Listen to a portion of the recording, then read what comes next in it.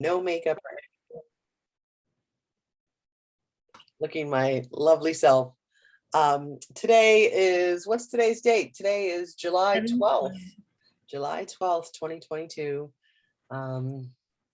And so I wanted to, we were just chatting about transitions that were happening and our energy as well. And hopefully I can easily find it. Let's see. Oh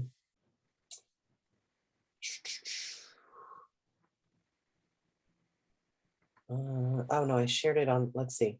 Anyway, so I shared something the other day that was about, it was another light worker talking about CERN, CERN. And so her name is Karina. And I think I shared it. I know I shared it on Cosmic Playground. I'm almost positive. And I might've also shared it on the Collective Creation page, but she was speaking to, like, there's all this stuff that could happen with the firing up of CERN and like the portals being opened. And and to go ahead and like put our energy towards what we want that to happen, the same way that we've been doing it with the vaccine, right? Like having, like, us giving direction to the vaccine is like same thing with this firing up and these opening of portals. It's like that these portals are going to open and it's just going to be really vibrant and incredible. Let me see if I can. I think I put it on the Cosmic Playground, so let me see if I can find it. It's short. I'm on there right now looking. Oh yeah, it is on here. So it's a so Karina Devi. Yeah.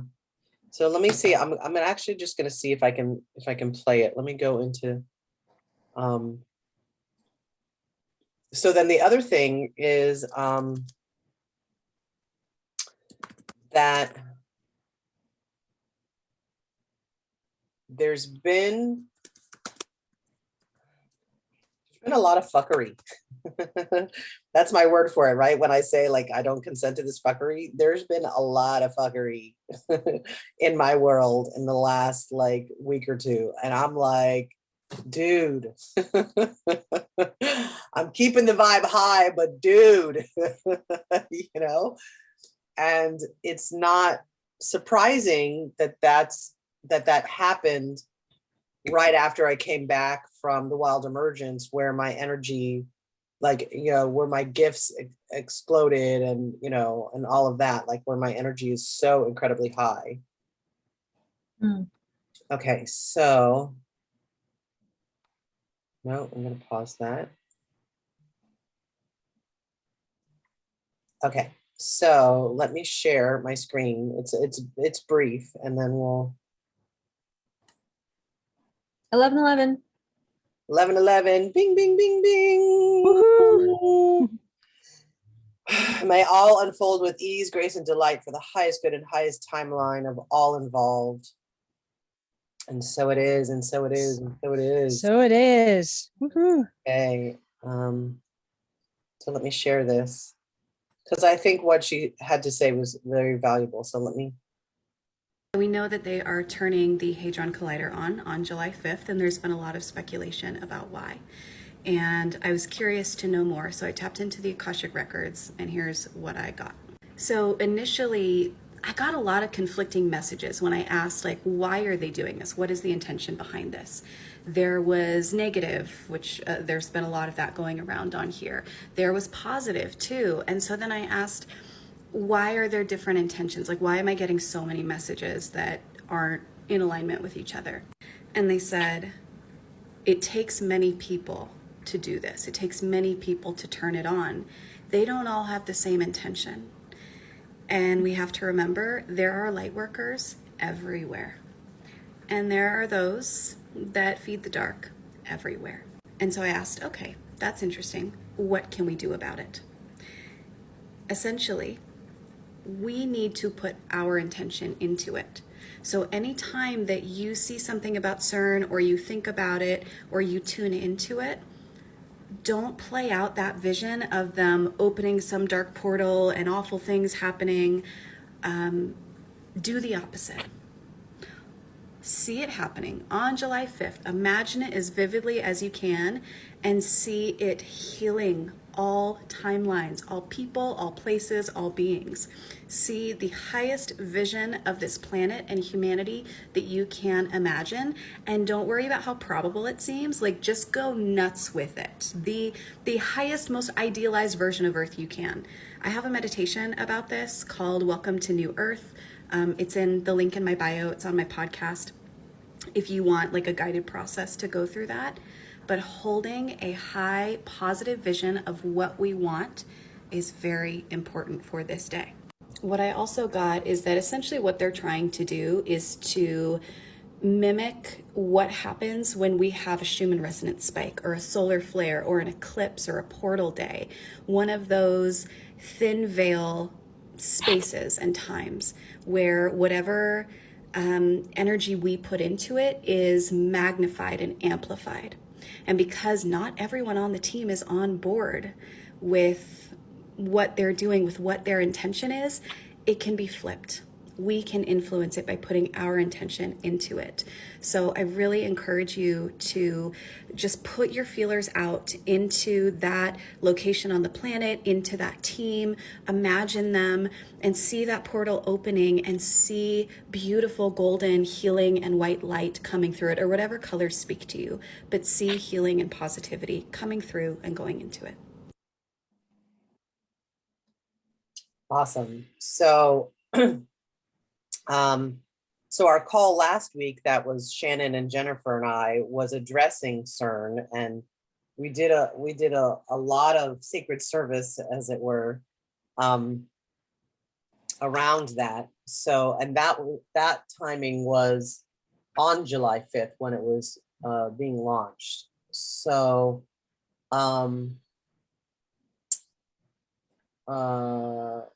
so it feels like there's more we could do with that partner with whatever's being sent out there right now, and really speaking and appealing to those that are not fully in agreement with a negative intention for that opening. And I thought it was really interesting when she said, like, what they're trying to do is mimic when there's a Schumann resonance spike, or when there's a portal, opening, like a Lionsgate, which is coming. So I keep getting the intuition that, or the message that this Lionsgate is going to be really big, because it's a full circle, full cycle. Like every month since 8/8, we've been talking about it on the call, like, has been big stuff, right? Like every month we're like, oh, do we get a reprieve from this? Oh no, there's more stuff, right? Like, so so it feels like there's, we have uh 4 weeks or so. We have about a month before Lionsgate, so not quite a month.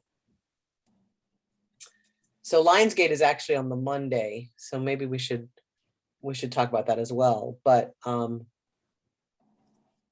yeah, we have exactly 4 weeks from today.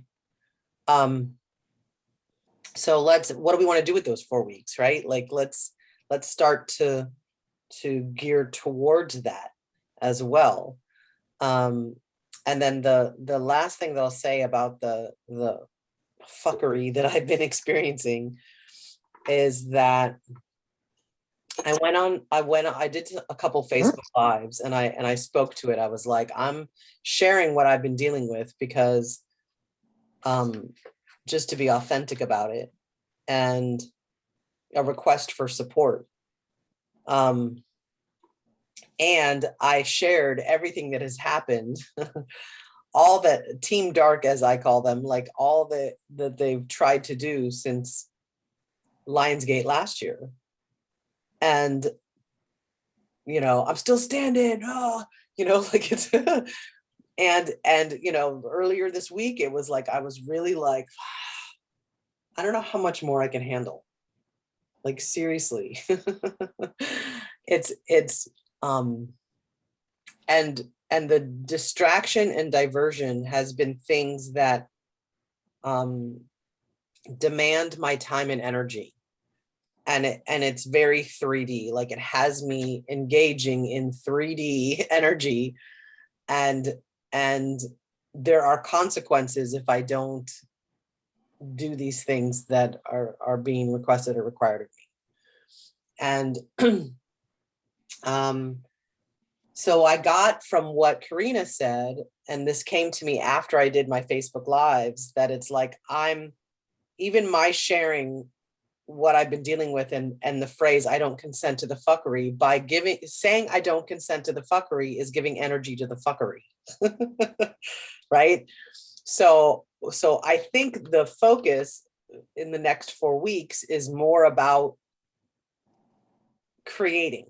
Like, what are we wanting to create? What are we wanting to see? What are we wanting to happen on this 8/8 portal? Like really starting to create and envision that. And I do know that we have some unfinished stuff with you, Gina, that we started to do a while ago. And I don't even remember the context of it now. It was like a couple weeks ago. And maybe you remember, maybe you don't, but Before we change the subject, yeah, I wanted to actually address this, what you're talking about right now too.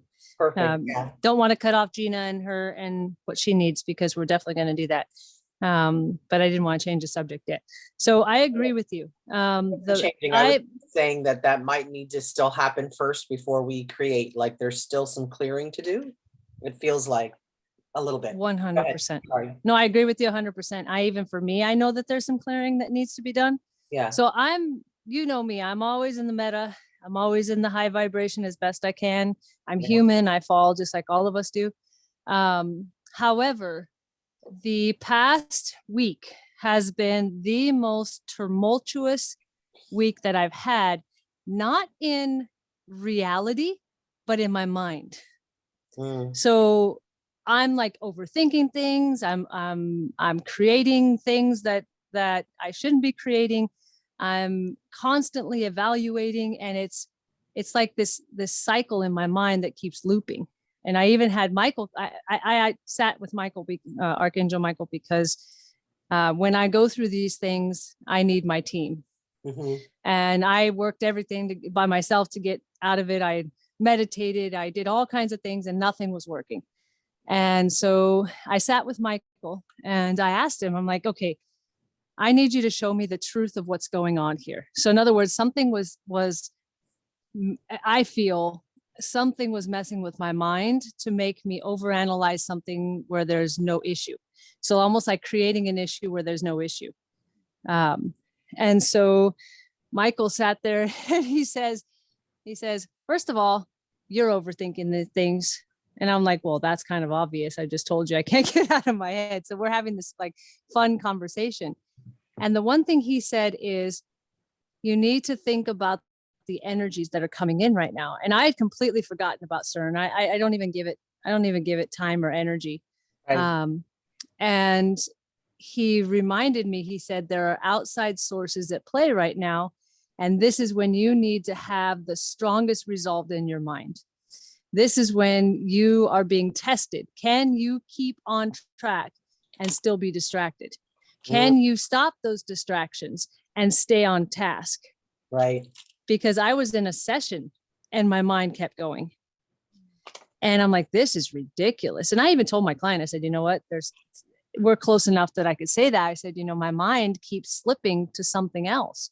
Right. And we talked about it. We're like, how fun is that to actually continue on your task, to continue to do what you're doing, be effective at it, and control the thoughts that are coming in your mind. So this is about a power of our mind, more so than the power of, our mind is the most powerful thing, right? But it's more so than the power of the physical. This is a psychological warfare. Yes. So and energetic. So I would like to include your missed call, some tips, maybe, I don't know that that's the right word for it, but for how you would not get distracted, like stay focused on what's at hand while the mind distraction is coming through. One of my thoughts, or one of the things that Michael had said, is redirection. So when you're noticing it happening, when you notice that you're starting to slip a little bit and the mind is going, first you ask yourself, why? Why is this coming in at this moment? Is there something pertinent here? If there's not something pertinent, then you need to redirect. But if there's something pertinent, then deal with the energy, clear the energy, and move on. Obviously, if this is some sort of psychological warfare or some sort of psychological mind game, let's call it, so it's less, oh my God. If it's that, then they're obviously playing on emotions that we already have, thoughts that we already have. They're not creating new thoughts. They're playing on our insecurities and our thoughts that we already have. So if there's something there, and I had the angel say this to me one time before, go to your weakest points, go to your biggest challenges, resolve those, because that's what's going to be played against you. Yeah. And so I would, yeah. I had in my meditation today, I had the worst time silencing the thoughts. And it's not usually like that.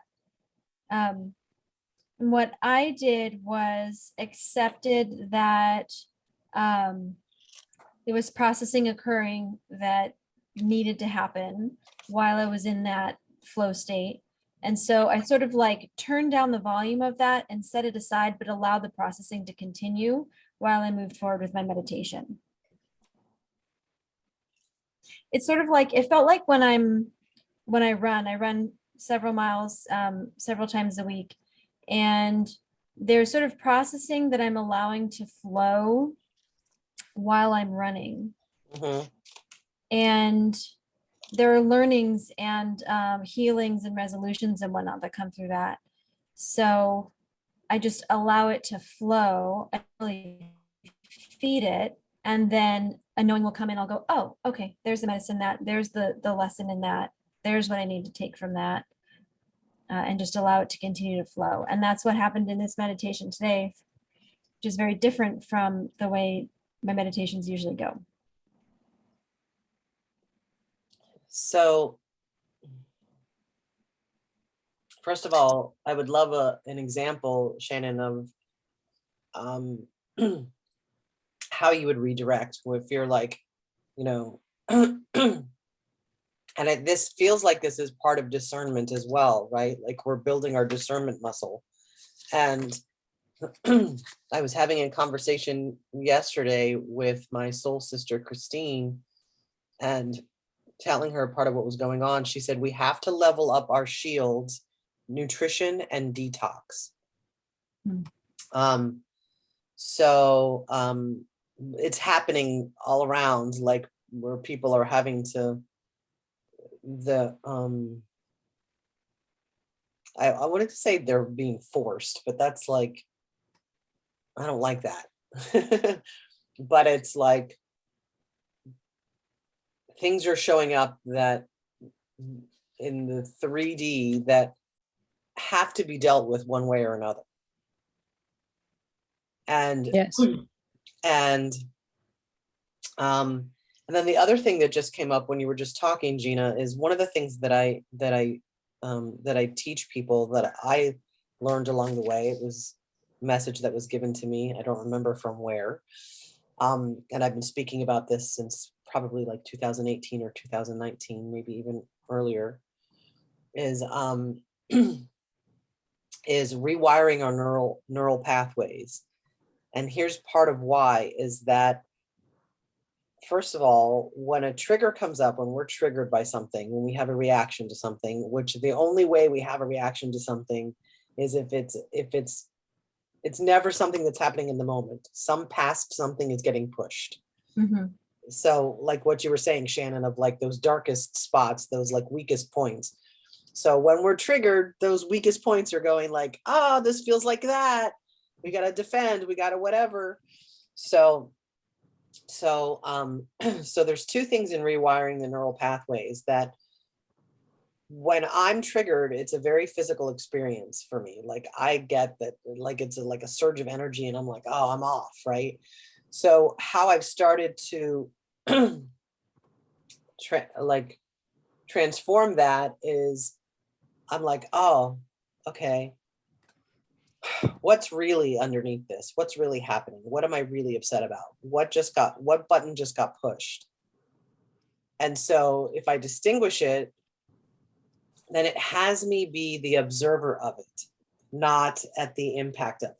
So that's the other part of rewiring neural pathways is a lot of this is just our human machinery. It's the pathway. It's just the machinery doing what the machinery does. This is what happens when Jules doesn't feel heard. This is what happened when Gina doesn't feel valued. This is what happened when, you know, someone, whatever, like, and I made that up, by the way. But so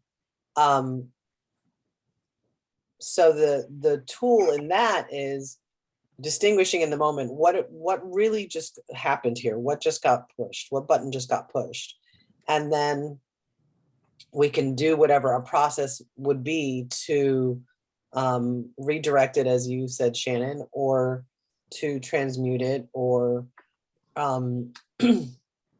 transform it, or release it. Like it may not, like I also feel like, and I've gotten this message from a couple of different places coming out of other people's mouths as well as mine, that like the time of like struggle and suffering of like clearing past stuff is done. Like we don't have to dive into it and be like, why am I feeling this feeling? Why did this happen? No, if it's coming up to be healed, great. You're to be healed. I release you, you know, like we don't have to dive in and get the whys as much anymore.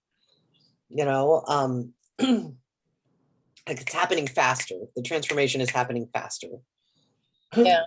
And then, so the other part of rewiring neural pathways, and then I'll hand the microphone over as well. Jennifer, you haven't weighed in yet. So I use the example of abundance or scarcity and abundance. So the key is the awareness to catch it coming out of our mouth. So to catch a scarcity conversation coming out of our mouth, it could be something like we're at an event and they want $4 for a bottled water. You're like, $4 for water? That's a scarcity conversation. It could be anything. And it could be really subtle too. Like, you know, it could be really subtle. So when we catch it, we've got to have a phrase that interrupts it. So I first learned this process from Susie Orman, but she did it a little differently, and then I made it my own and added to it. But her question is, do I want this to be true? My phrase when I first started doing it is simply cancel, clear, delete, do over. It doesn't matter what you say. It's just the matters that you say something to interrupt the pathway. And then you have a small window to insert something new. So remember I was talking about like machinery. It's just the machinery. So the machinery can't be the observer. It's just the machinery. So when you're aware that you're in a pattern, self is present and you can interrupt it and insert something new. And I use the imagery of, it's funny, my throat has not been like phlegmy at all this whole call. And now it's like, it's coming up like it's like trying to, okay. Anyway, so the machinery can't be the machinery. I mean, can't be the observer. It's just the machinery. So when you're observing the behavior, your awareness of it, and it also does something else. Both of these things that I just mentioned do have the same impact, where you're getting that it's just a pattern, or it's just a conversation, or it's just a behavior, and it's not you. So when you're engaging with it, like what's really happening here, what really got triggered, you're not in the trigger, you're observing the trigger. And when you're looking at the neural pathway and you're like, okay, You know, do I want this to be true? Or you can use it for anything. Like, am I being a good friend to myself? Am I honoring my body? Am I being possibility? Am I, whatever you want to, you want to ask. And the visual that I have is when you interrupt it and you're putting something in the neural pathway, is like when you're at the drive-in teller at the bank and you put your deposit in the tube and then it goes, you press the button, it goes, it's kind of like that. Like, that's how I imagine it when I put something new in their neural pathway, is that it's going and it's going into all the like neurons and all that. So that's all I wanted to say about that. And I actually want to add to that. Yeah. I love what you just said, because this is the exact work that I do. I go into the brain and I help create new neural pathways for people. So this is like right up my alley. I love what you're saying. And one thing that I think that people maybe not realize, and maybe they do, is we have a part in the brain that actually is our fight or flight. It's called the amygdala, right? And in this amygdala, we actually store all of our trauma records. And even if it's not massive trauma, we store all of our records there to know, okay, it's so that the body knows when to fight or flight. Right. The problem with this is that the brain does not perceive a real or perceived threat. It only knows threat. Right. Yeah. So say that someone looked at you the way that your ex looked at you when he was angry. Instantly, the body is going to release my brain just went dead, but it's going to release a chemical for us to react, right? Because our body now goes danger, right? Adrenaline, it releases adrenaline, right? Because the body's like, okay, we're in danger. It could be a smell, it could be anything. So at that moment that you're talking about, we need to analyze, is this really a threat? And what I've noticed is that the brain, and if there's a brain person out there that knows about this more than I do, please come and tell me. But from what I've heard from neurologists, is that our brain cannot think critically and react at the same time. So it can't have this fight or flight and think critically at the same time, that it has to do one or the other. So if you're thinking critically, then and analyzing something, it actually will take you out of the fight or flight mode. So definitely taking a look at what you're doing and redoing that, like you were saying, cancel, clear, delete, redirecting our thought pattern. And you were asking me for an example. Well, I mean, I had somebody the other day who they're kind of new to my life. So we're working on things, not working on things, but we're finding our way. And there was something that he did that wasn't bad at all, but it reminded me of somebody else. Right. So instantly my brain went into trauma mode. It went into shutdown mode, because it's like, okay, this is the same pattern, even though it wasn't. It was like a simple thing. In my brain, it was preparing for the trauma. And I've worked this and I've worked it and I've done all that. But sometimes there are still files in there that say, okay, this is what we're going to use to keep ourselves safe. Right. And so there wasn't a threat. So I had to recognize that. So what I did in mid reaction and in mid shutdown, I had to stop myself. I said, wait a minute, is this even about him or is this about me? Right. And then I was like, okay, did he really do something that I need to address? Or is this something that I really kind of need to look at for my past and all of my stuff? And then I started going into, I need to heal this, and recognizing that it had nothing to do with him. And so I was able to stop myself and redirect the brain, heal that aspect of me, recognize it, and then create a new neural pathway. And what I've actually done after I do that and recognize it is go into gratitude for the person. So I start thinking of things that I like about that person, that I'm very grateful for, or that I really, really enjoy about them. And I'll do it when I think of them, if I have that negative thought, and then I'll do it at night, or whenever I have a thought about them, I'll do it again. So then you begin to reinforce the positive and create that new neural pathway. Right. Well, and that's so powerful what you just said, because, what another message that's been coming through is that like our triggers are our biggest teachers right now. That's, And I want to jump in there too. So I posted about the Garand technique a few weeks ago, maybe a month ago, I don't know.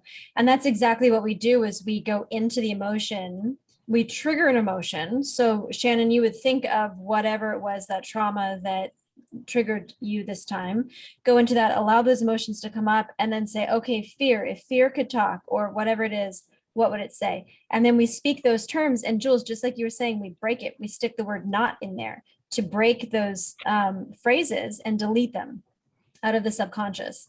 And then when that's clear and you're neutral, then we go in and create what would we like to be true and install those statements. And then work with the brain when it's in alpha state later that night. It's so interesting.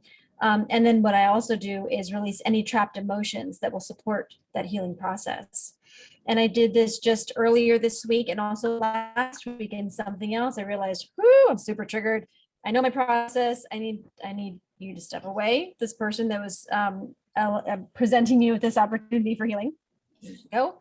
And I need to be in my process and released. Thank you, sorrow. Thank you, anxiety, for showing up for me so that I can be have this opportunity for healing. What is it that you're trying to teach? What's the medicine in this moment? I feel like it is important to process what the medicine is in this moment. And thank you. I've received the message, and now you may have to. You can go. That happened just in this meditation. I had pain in my stomach. What is this physical pain? Pain is information. What is it looking to teach me or tell me? A message came in. Okay, thank you. Now pain, I no longer need you. I release you. And it just went away. So asking for what the medicine is or what it is that you're trying to tell me. Thank you. With gratitude, fear, what are you trying to tell me? Moving through those steps, accepting the learning, and then releasing the messenger is my process. That's beautiful. Yeah, you've shared part of that before, and I really love that. And that's something that I could definitely take on moving forward, because it's not a practice that I currently do. So I love that. Thank you. And then the last thing that I think I want to say really quickly, and then Jennifer and Christina, you came in kind of mid-conversation, Christina. I'm happy that you're here, and it would be really valuable to go back and listen to the beginning of the call. You came about a half an hour in, and there's some really good stuff going on. And so the part that I didn't share about the neural pathways, and this is my limited understanding of it. Hold on.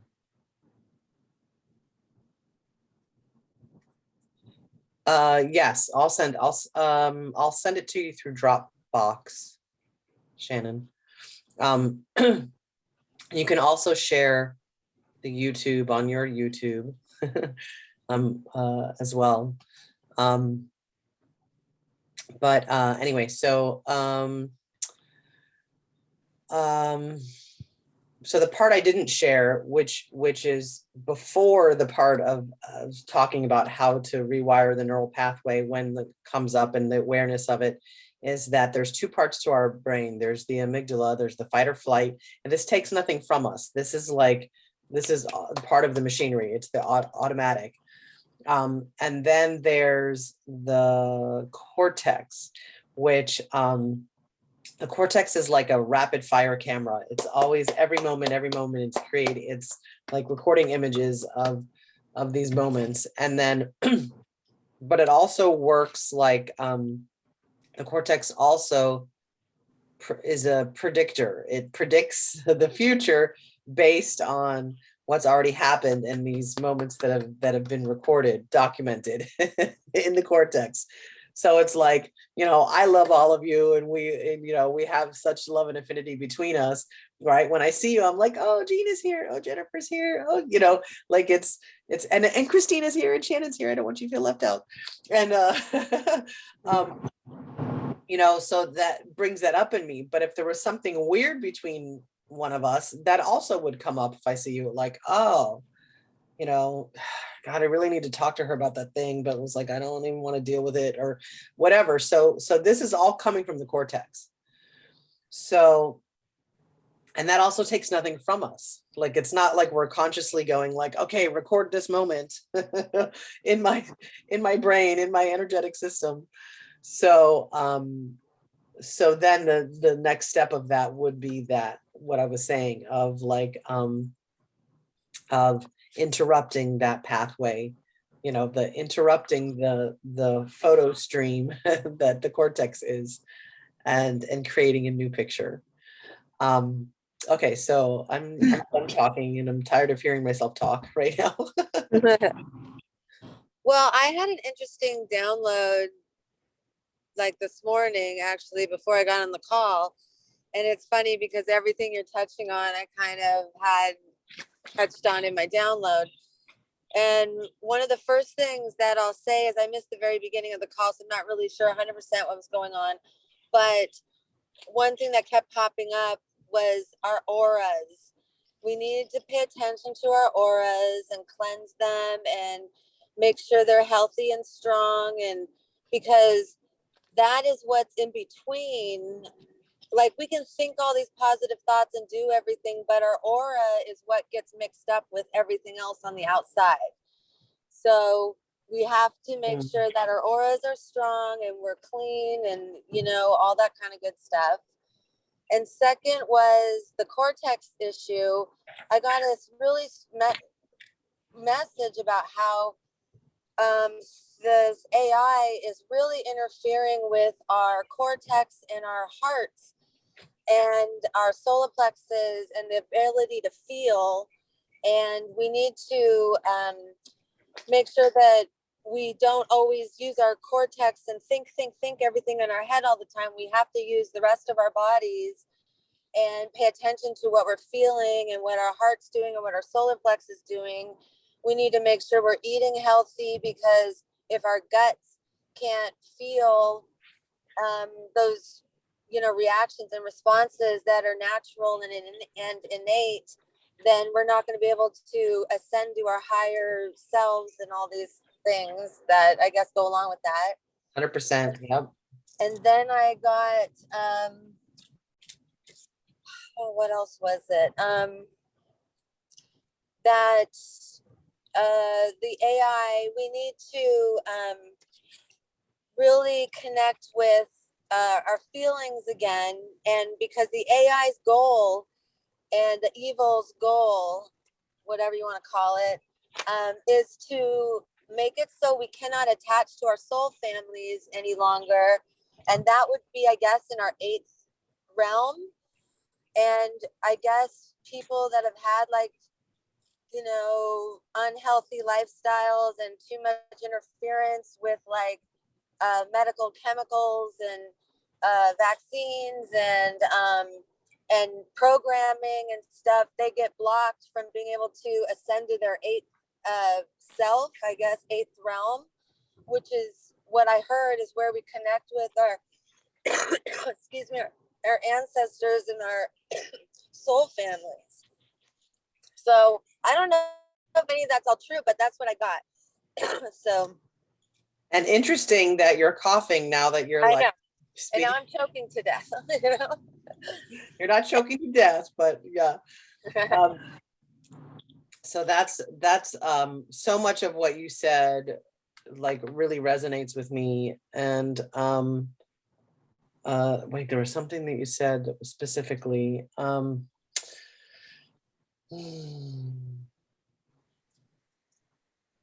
About eating healthy and like paying attention to our aura. There was something else you said though. The text, the memory, or not the memory, the attachment to the solar plexus and the heart. Yes, thank you. Yes. Stuff. So I just found out my human design. And oh, that is huge. We all need to get into human design too, I heard. Yeah. It's a big rabbit hole. So I Oh, don't know yeah. how deep I'm going to dive into it, but so one of the things that came up in my reading, my human design reading, was that I'm a sacral being. So Uh-huh. so it's really important that I take care of my sacral, and that I, and my abdomen and solar plexus, like that whole region, and eating really clean and being really really conscious of that. Like, Yes. so I process in the sacral for other people. Mhm. So my sacral has to be, because if my sacral is not healthy, if my solar plexus is not healthy, then there are, lots of people that get impacted by that. Yes. People that are not sacral beings are like, I'm processing for them. Yeah. So one of the things that we talked about yesterday was me taking on my health and well-being, and what that might look like. And so what part of why I'm sharing this is part of the instruction for me was to get out of my head and to get into my gut. Yeah. Or ask my sacral, like, if I'm going to eat something, like, do I really want this? Will this Yeah. nourish me? And I love that, because to me it's the same as like tapping into your heart and trusting That- intuition. And because we can get programmed very I easily gotta in the turn this mind, down. but our bodies have an innate resistance to that kind of thing. They want to be exposed to the natural, to the God source. But our minds can be programmed by external things rather easily. So it's interesting that I got that. And when you just said that, that's what popped out. Because I feel like if we stay more in our guts and our reactions are from our guts instead of from our minds, we might fare better during all this warfare. Yes, there's no might. We would fare better. Yes. We were, more in our bodies and in our energy versus in our heads.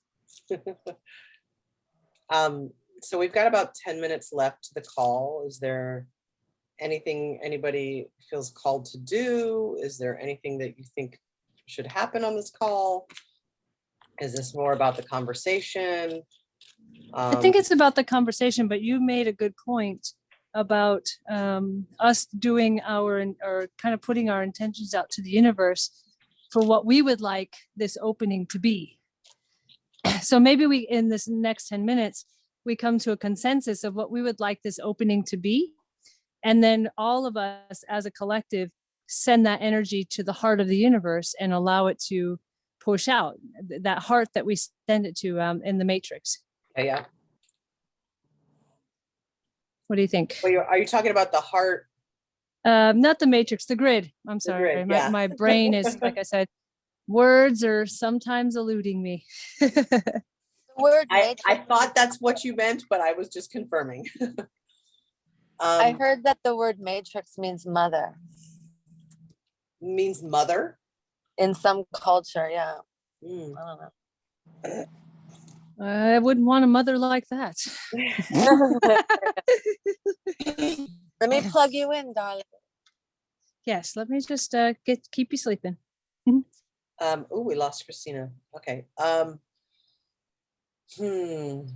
So there's something else that's coming up, and I think this would be a good way in the next 4 weeks of maybe starting our call, or at some point in the call.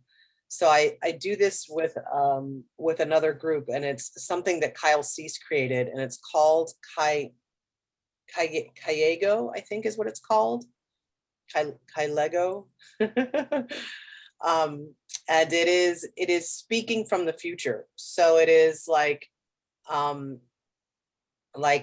creation speaking in creation.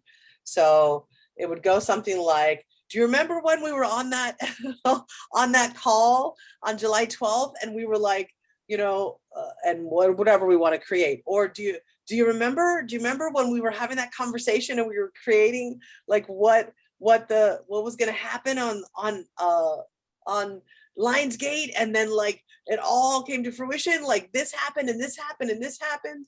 And that's the phrase, is like, do you remember? Do you remember? Like speaking as if it's already happened. So that might be something fun to play with moving forward.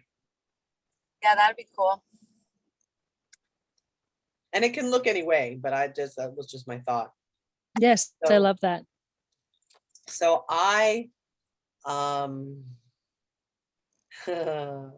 so one of the beautiful, God, I'm so moved by it. One of the effects, the impacts, I don't know the word for it. One of the upgrades that happened on Lionsgate is the like polarity came into balance. Like there was such balance and such understanding and such compassion, and there was like the divisiveness was no longer in existence. There was just an understanding of self and an understanding of others, and those that were not in alignment and were not ready to upgrade, nothing wrong with that, and they were sent where they needed to go. And those that were in alignment and of higher vibration were sent where they needed to go, where they were supposed to go. And it was we were so ready for it. We were so ready, like we were really ready. And there was such joy and bliss, and like not like nirvana, like it wasn't, but it was like a recognition, like just such recognition, and a coming home to ourselves and who we really are and what we came here to do. Such a beautiful experience. I'm so grateful that I was here for it. Oh, woo, I'm so glad I chose to incarnate now. Woo. And I'm complete. Wasn't it fantastic when all of that happened, and all of the positive manifestations that all of these teams of the collective have been working on came online, where everything just came to be online perfectly and in harmony. And when that happened, people began to open up. They began to think and feel from the place of love. And they began to come together with all of the others around them, and people that they had discord with, or the people that they had dissonance with. They now come together and understand and can see them from the place of love, and things begin to heal, and the planet has now come to a new place of being, a new level of frequency that no one ever thought was possible. Yeah. I think we're on our way there. It's just the little hiccups along the way of getting there. We don't want to counter manifest. We're actually creating right now, Jennifer. Yes. Oh, okay, sorry. So even though there were hiccups along the way, we got there, right, Jennifer? Even though there were hiccups along the way and things that tried to divert, they were unsuccessful in diversion. Yes. And what else would you like to say about it? And I'd like to add that I love the fact that people's hearts have opened and expanded, and the vibration is raised from that one aspect alone so much that it's like I live in this total, complete world of, acceptance and joy and manifestation and abundance and creation of everything that we want. It's so easy. Mhm. I love it. So easy. Easy button is pressed. Easy mode. Easy mode. Easy to create what we want and live in joy and abundance.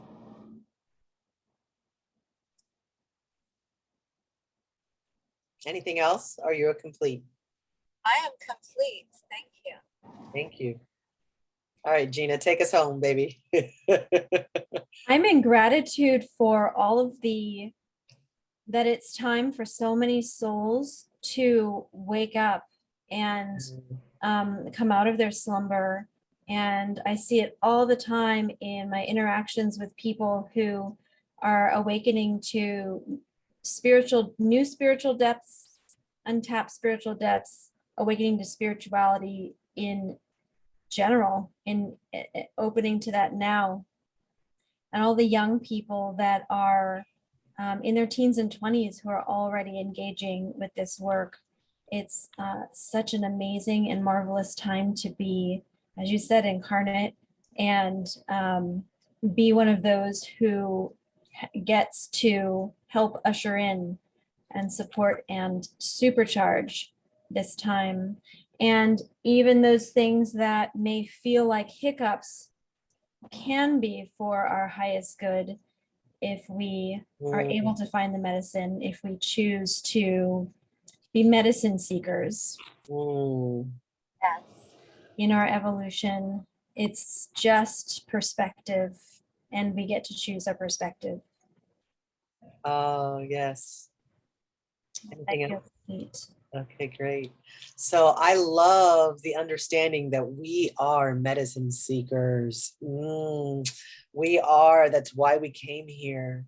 And that we completely understand that anything that comes in, challenges, triggers, however we want to word it, we're like, there's oh, thank you for coming in, thank you for giving me this opportunity to heal this for all time, space, dimension, and reality. Like, so much gratitude for that, so much gratitude. Yes. Beautiful, beautiful thing. Mm. And on that note, it is noon. If anybody has anything else to say, now would be your time to speak, or we will declare the call complete. I do want to actually make one announcement. So I'm going to be starting an interview series to where we start talking about these types of things.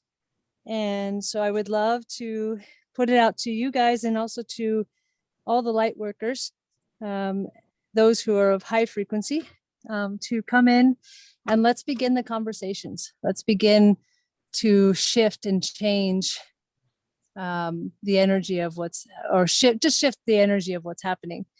So it'll be in addition to this, but however, I think having one person's perspective, we'll begin with like one-on-one, and then we'll do bigger groups. But definitely, I feel like this would be a good opportunity for us to expand what we're doing here as well.